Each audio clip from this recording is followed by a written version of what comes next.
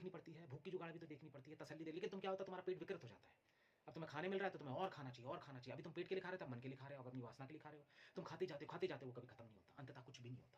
तुम शरीर खराब कर लेते हो, फिर दोबारा पैदा होते हो, और वो खाने की जो आदत है वो तुम्हारे नए कर्म के साथ वापस आती है। फिर अगले जन्म में फिर तुम और ढूंढ के खाते हो। आदत तो नहीं मरती ना, शरीर मर जाता है। शरीर इस जन्म के जितने भी कर्म है, जो भौतिक कर्म है, वो शरीर इसी जन्म में चुका के चला जाता है। ये मान लो, ये चुका के चला जाता है। तुमने किसी को थप्पड़ मारा, उसने तुम्हें मारा नहीं मारा बात की बात है। उसको मारना होगा तुम्हें उसी वक्त मार देगा, नहीं मारना होगा नहीं होगा। तुमने आग में हाथ डाला, जल गया कोई बात नहीं। तो पानी में गए, तुम डूब गए बच गए, आगे पानी उसी वक्त काम करेगा, आग उसी वक्त काम करेगी। बाप से अपने बहस किया, उसने तुम्हें उठा के थप्पड़ मार दिया, तुमने एक्शन किया। अब रिएक्शन तुम्हें मिलता नहीं मिलता बात की बात है, तुमने तो एक्शन कर दिया ना।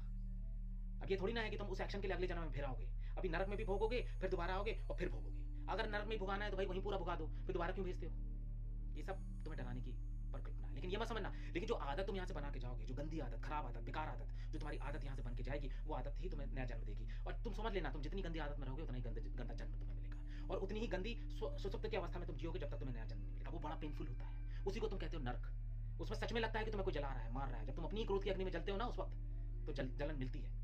जब किसी ऐसे इंसान के आसपास घूमते हो जो हमेशा जलन में रहता है, एक क्रोधी इंसान, एक क्रोधी आत्मा एक क्रोधी इंसान के पास ही जाएगी। क्रोधी आत्मा एक जीते जागते क्रोधी इंसान के पास ही जाएगी। और क्रोध कौन करता है? जिसके अंदर अहंकार हो, जो शराब पीता हो, मांस खाता हो, लड़ाई झगड़ा करता हो। फिर ऐसी जगह वो आत्मा रहती है, अपना जीवन जीती है, उसको तकलीफ होती है, उसको पेन होता है, क्योंकि वो सपनों में जीती है इसे। और इस समय तो शरीर तो है नहीं, तो वो बहुत ओरिजिनल लगता है, प्योर लगता है। जैसे तुमने सपना देखा ना, जब बहुत गहराई में देख लेते हो, बहुत गहराई अंतहीनता में चले जाते हो अपने सपने में, तो लगता है सब कुछ ओरिजिनल हो रहा था। तुम्हारी सांसें धड़क रही होती है, धक धक धक धक, तुम उठ जाते हो। तो सोचो, यहाँ जब तुम्हारा शरीर ही मर गया है और उस सुषुप्त अवस्था में जो तुम गए हो, तो वो भी तो पेन झेल रहा होगा। तुम एक दुख स्वप्न सोचते हो, कोई आगे पूछता है कि स्वामी जी मरने के बाद क्या होगा? मैं कहता हूँ, जीने से पहले तुम्हें पता था तुम क्या थे? तो सोए हुए मरे हो, तो सोए हुए पैदा हुए हो, तो सोए हुए मरोगे भी। तुम्हें दोनों के बीच की अवस्था को याद नहीं होगा, लेकिन उसका जो संग्रह है वो तुम्हारे अंदर जरूर आएगा, और वही तुम्हें नया गर्भ देगा। तो मैं कहता हूँ, इस जन्म की चिंता मत करना, अगले जन्म की चिंता ज्यादा करो, क्योंकि पैदा जरूर होगे। बहुत से ऐसे एविडेंसेस मिले हैं, बहुत से ऐसे लोग मिले हैं जिन्होंने अपने पिछले जन्मों की याद की है।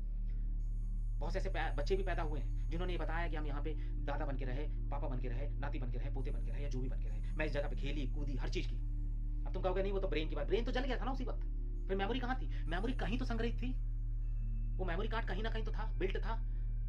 उस अगर सिम को तुम और एडवांस कर दो, तो सिम क्या है? सिम तो सिग्नल का काम करेगी, और साथ में उसमें स्पेस भी बढ़ा दो। तुमने देखा जो तुम्हारी सिम होती है उसमें थोड़ा सा स्पेस भी होता है, जिसमें तुम नाम वगैरह सब फीड कर सकते हो। यदि उसको और एडवांस कर दिया जाए तो समझ लो तुम्हारी आत्मा उस सिम की तरह हो गई, और उस सिम में तुम्हारी आत्मा भी है और तुम्हारी मेमोरीज भी है। और मेमोरी डिलीट कब होगी? जब वो वापस से किसी मोबाइल में लगेगी, वहीं से उसे डिलीट किया जा सकता है। सिम को भी तभी बंद कर पाओगे जब उसके सैटेलाइट में, या जो भी इंसान है उसको, जो भी उससे जुड़ा हुआ है, जो टावर है, जो कंपनी है, वहां जब फोन करोगे तो वहां से बोलोगे भैया मेरे नाम की सिम बंद कर दो, तभी बंद होगी। ऐसे तोड़ दोगे तभी सिम बंद नहीं होगी।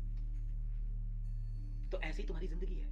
इसलिए मैं कहता हूं, चिंता करना है तो अपने आगे आने वाले समय की, यानी भविष्य के से भी परे भविष्य की, यानी पुनर्जन्म की, जो जन्म लोगे उसकी चिंता करना। क्योंकि हो सकता है जन्म में तुम्हें खाने पीने, हगने मुदने की सबकी व्यवस्था मिली, अगले जन्म में ना मिले। क्योंकि जैसा तुम भाव बनाओगे, उसी भाव के हिसाब से, उसी प्रकृति में, उसी जगह पे, उसी शहर में, उसी देश में, वहीं पे पैदा होगे। जो अधूरी इच्छाएं यहाँ रह गई हैं, अगले जन्म में आके फिर पूरी करोगे। वही दौड़, वही वैमनस, वही आदत, वही लत।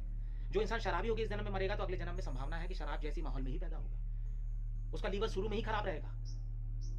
इसलिए कुछ कहते हैं ना कि बच्चे जो पैदा होते हैं तो उसे पहले से ही कैंसर है, उसे पहले से ही बीमारी है। ये इतना छोटा सा बच्चे से बीमारी कैसे हो गई? उसका बहुत बड़ा कारण यही है, वो अपने पिछले जन्म से भी लेके आता है, आदतों के कारण।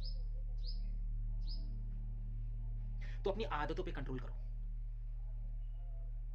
आदतों से मुक्त हो जाओगे, उस शिवत्व में पहुंच जाओगे, उस परमात्मा पे पहुंच